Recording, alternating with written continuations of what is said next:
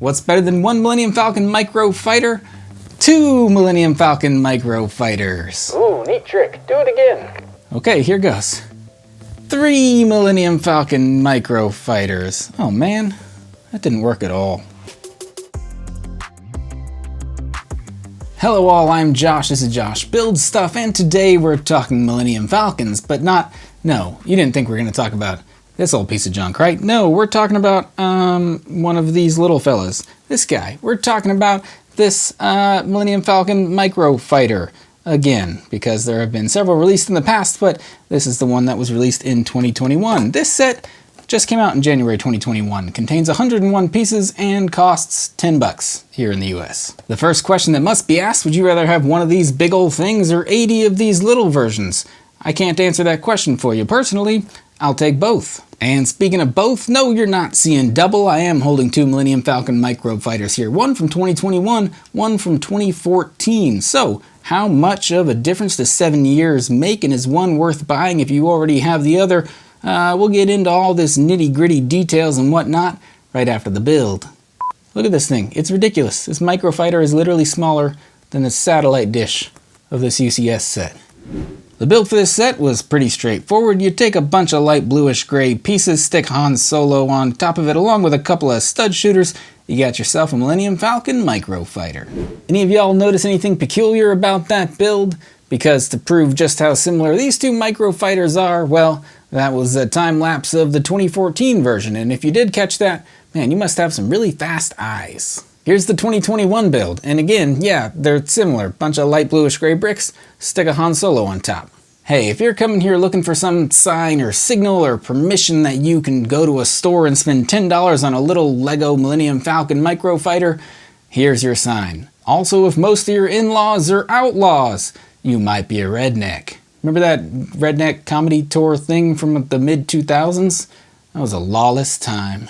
I am of the opinion that you do not need some in-depth breakdown of features and functions and every little detail of a set that literally only has 100 pieces in it just to know whether or not you should buy it. Like I said, if you like Star Wars and Millennium Falcons, you should get this little Microfighter, with one exception I will give you, and that's if you already own a Millennium Falcon Microfighter, either from 2014, which I also have in front of me, or from 2018, which I think that version is even more comparable to the version that we got right now. But neither of those versions are available from official sites or stores, so if you want one, then right now this 2021 version is your only option. Not that it's a bad set, it's a fine set. It's got the usual, like, slightly oversized, slightly comical Microfighter proportions. You stick one little minifigure on top of it. It looks kind of silly, but they're fun to have. I like these little sets. I did think it was kind of interesting to put these two sets next to each other, especially since one is from literally 7 years ago. I think the 2018 version was very similar to the 2021, but I don't have that set, or it's not around here right now. Even so, the biggest difference between that set and this set is that that one had Chewbacca in it, while this one has another Han Solo. Speaking of Han Solo, this version is literally exactly the same as the one we got from 2014, unless my minifigures got mixed up somewhere along the way, but he is exactly the same with the exception of the hair. Han went out and got an updo before this modern version. I still don't actually understand what an updo is, but it looks like that's what's happening here. But when looking at these two sets, there are a surprising number of differences, and also a surprising amount of similarities. Maybe that just means that there's a normal amount of both of those things, but even so, the differences are apparent, as are the similarities. Most notable difference on the new version, now we have stud shooters, which, get over it everybody, they're here to stay at this point. My kid loves the heck out of them. If you put any stud shooters in front of a focus group of 3 to 8-year-olds, I'm guessing they will love them. The old version just had some flick missiles. Also, there are some slight differences in colorations in pieces, and I guess the biggest difference is the blue engine pieces on the back, but even so, both versions got the point across pretty well.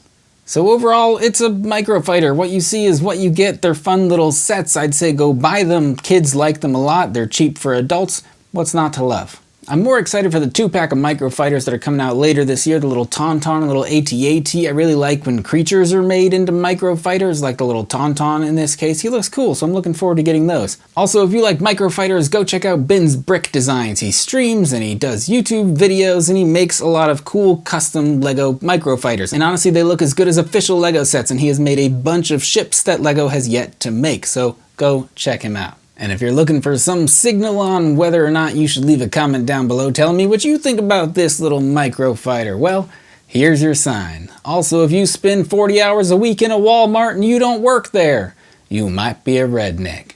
I understand, you might be a redneck jokes are completely different from the here's your sign guy, but honestly, I like those jokes a little better.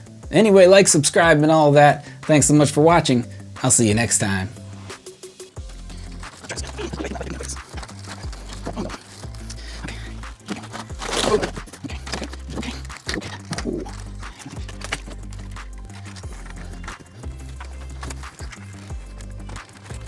Oh, he was in there, David. Okay. You.